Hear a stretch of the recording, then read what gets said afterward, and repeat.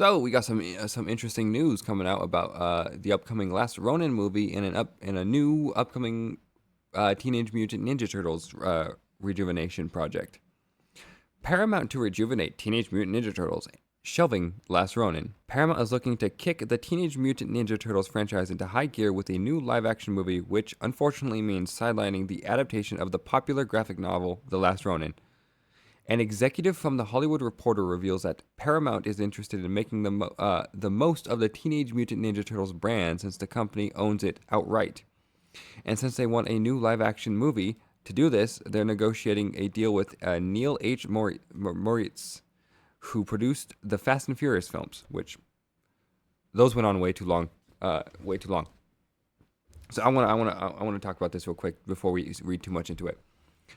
For those of you who do not know, The Last Ronin is a graphic novel that follows the last remaining turtle of the Teenage Mutant Ninja Turtles, the last of the four brothers, and they are on a pretty much revenge quest.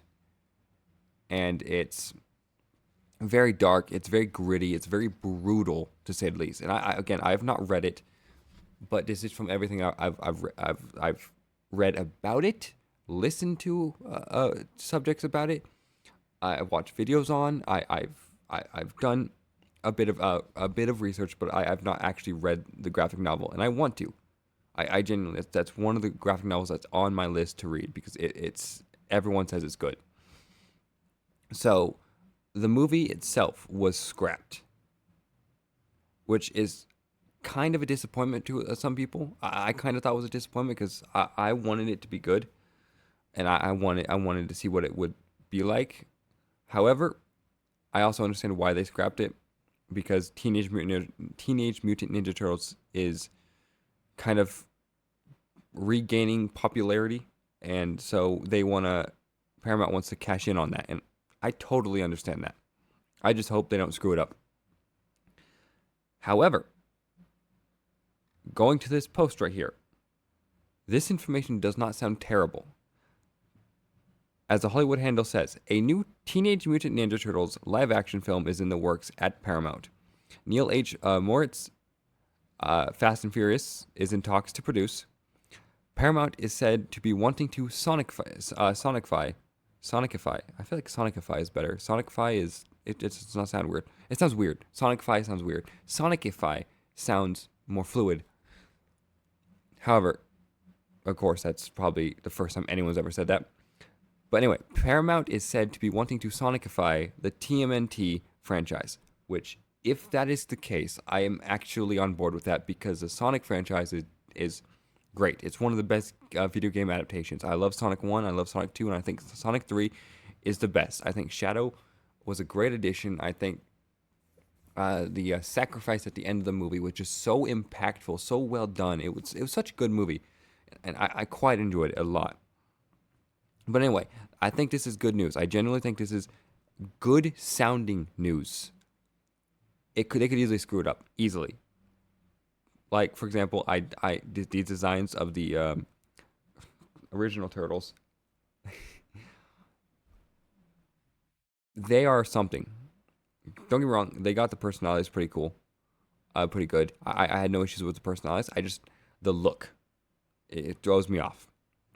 But anyway, let's continue reading. More importantly, to Paramount, Moritz also produced the Sonic the Hedgehog movies, which is also a really good thing. The Sonic the Hedgehog movies are really good, as I just said, which is the framework the studio wants for the new Teenage Mutant Ninja Turtles film, a live-action computer animation hybrid that will appeal to the much-desired four quadrants of the movie-going public: males, females, those over 25, those under 25. This is why The Last Ronin is being shelved, as the Hollywood Reporter says that Paramount wasn't keen on having the first non-animated movie in 10 years be a bloody adult-skewing story, which that makes sense. It genuinely does. Teenage Mutant Ninja Turtles has almost always been perceived as a children's IP, a young adult's IP, stuff for the youth to sit down and enjoy. So having The Last Ronin be the first live-action film, it would kind of be a shell shock, if you will. And yes, I'm fully aware that was an intentional pun. Also, on the chopping block of titles is Tales of the Teenage Mutant Ninja Turtles, a TV series acting as a spin-off for the Teenage Mutant Ninja Turtles Mutant Mayhem. It's a fucking long name. The animated film from Seth Rogen and Evan Goldberg. Production on Tales was halted last week, with Paramount explaining that the show is not the vision the owners want. The second season is set to debut on Paramount Plus on December 12th, 2025, and will be its last, with showrunner Christopher Yost calling the series the best episodes yet. Again, not really interested. I still have not watched this Teenage Mutant Ninja Turtle movie. I don't know. I could not get into it. While the sequel to Teenage Mutant Ninja Turtles Mutant Mayhem is still on track to be released September 17th, 2027, the cancellation of Tales of the Teenage Mutant Ninja Turtles puts the future of these films into question. If Tales isn't the vision the owners want, it stands to reason that the movie that spawned it isn't either. Mutant Mayhem was considered successful. It really was, making $181 million on a $75 million budget. But it was a modest gain, not as much as the first live-action film in 1990, even adjusted for inflation, or the two live-action Turtles movies produced by Michael Bay, the second of which was considered a dud. There does seem to be hope for The Last Ronin, as one insider tells The Hollywood Reporter that Paramount wants to leave the door open to possibly revisit it down the road. And the reasoning behind this makes sense. If they want to relaunch the brand with a new live-action series, starting with a standalone story that takes place in the future, where all the turtles except one are dead, is not the best idea. Just as starting a new Batman series with the adaptation of The Dark Knight Returns wouldn't work. Yes, and that's completely right. And of course, it makes sense, honestly. Like I said, it genuinely does make sense that we're not getting this movie. We're not getting this movie, at least right now. Because it's a very gritty, very brutal, and very tragic tale. And that's not really normal with how people perceive Teenage Mutant Ninja Turtles. So again, I get it. I do. I genuinely get it. I don't have an issue with that. I think it's completely reasonable. As much as I am disappointed, it is reasonable. As for the Mutant Mayhem movies, it likely depends on how well the sequel does in 2027. If it improves on the first film's success and gets Paramount a considerable return, it could continue. However, if it does not, the same business as Mutant Mayhem, or it takes in even less money, it'll probably be jettisoned along with the rest of the current Teenage Mutant Ninja Turtles project, like Last Ronin, making way for more appealing iteration of the pizza-obsessed brothers. So again, I've already given my thoughts on this. I've already given my thoughts on this, and I want to just clarify a few things. Again, I don't think The Last Ronin would have been a colossal success for two reasons. Like I said, one, the Teenage Mutant Ninja Turtles has always been a kind of family-friendly franchise. It really has been. At least it's been perceived that way. I mean, you got the Michael Bay films, which aren't they're not very inappropriate, and they're not very graphic or anything like that.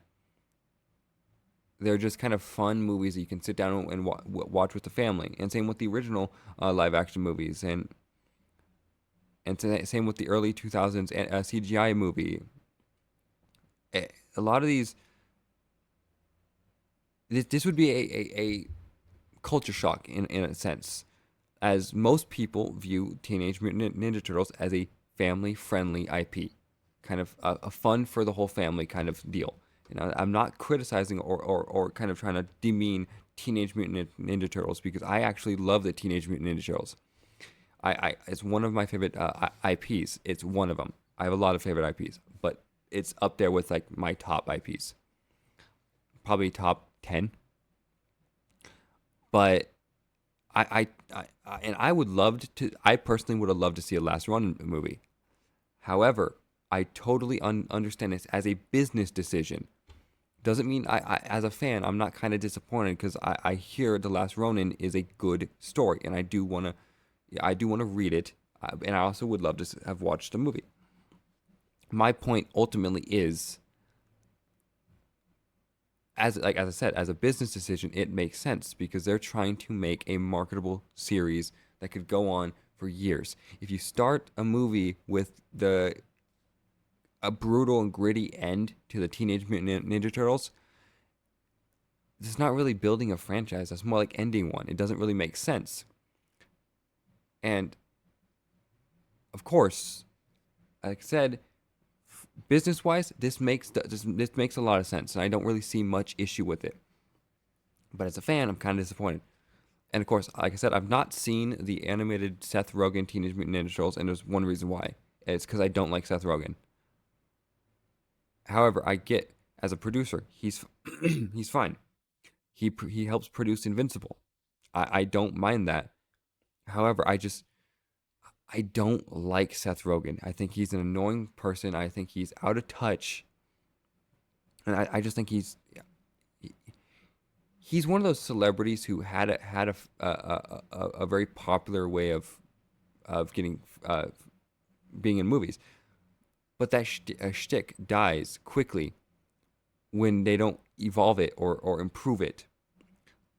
Seth Rogen, like others, like Jack Black, like I don't know, there's like quite a few celebrities who they pretty much play the same character over and over again in movies, and it's like, well, what's the point? Like even Adam Sandler has variation in his movies. For example, like Uncut Gems is a very serious movie, and of course he does a lot of comedies, does have a lot of fun, but he does do variation with his characters, and it's just like, I get people like, well, Jack Black voiced Bowser, he voiced Bowser. It's a little different than acting because you're really just putting your voice into it. And now I'm not trying to demean or criticize voice actors. There's a lot of talent there, a lot of talent, and a lot of recognition deserved. However, you can clearly hear Jack Black, and Bowser does act a lot like Jack Black in the movies. He's explosive in a sense, and you can tell it's Jack Black. Like you can clearly tell it is Jack Black who's playing Bowser. So when you look at Bowser, you hear Jack Black. You don't hear Bowser. And don't get me wrong, he did a good job for the role. For the role, he did a good job. I'm not saying it was a bad job, but the point is, it's obvious who it is. Same with Seth Rogen, which is also ironically in the Mario movie, which I didn't like. I mean, I liked the movie, but I didn't like that he was in it. I did not like that he played Donkey Kong. I thought he was annoying. I do not like his laugh. That's just a personal take. I get people do. I'm not trying to criticize him for that. I just personally do not like it. But I find it frustrating that like he plays the same character. Say it's like a druggie or some form of just character like that. It's kind of annoying how, I don't know, he's just an annoying person in my opinion. So whenever he's involved in projects, I get skeptical of it. And of course, I do like Invincible. I mean, it's kind of obvious.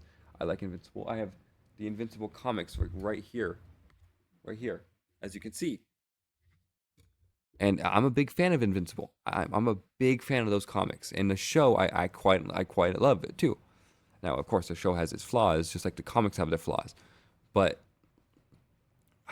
if Seth Rogen's a producer, I guess I don't mind it in itself. However, there's quite a few things with the Teenage Mutant Ninja Turtles movies, animated movies, I don't like, and it's just a lot of things. I like the art, honestly. The art is perfectly fine. I have no issue with that. I think that's a great decision. However, it does feel like they're kind of copying Into the Spider-Verse and The Last Wish. However, let me know what you guys think about this in the comments below, because I genuinely actually want to hear what you guys think. I want to hear what the more passionate Teenage Mutant Ninja Turtles fans think about this. And I would love to hear, like, if you have any stories you want to see told. Like, I would love to hear which stories you want to see told, because I don't know all the stories. I mean, I know the basics of like Shredder as a villain, um, and other characters, but I don't know any specific stories that that Teenage Mutant Ninja Turtle fans would love to see. But again, like I said, let me know what you guys think about this in the comments below. Like, subscribe, share on your preferred social media platform, and as always, I will see you guys in the next video. Peace out, and God bless.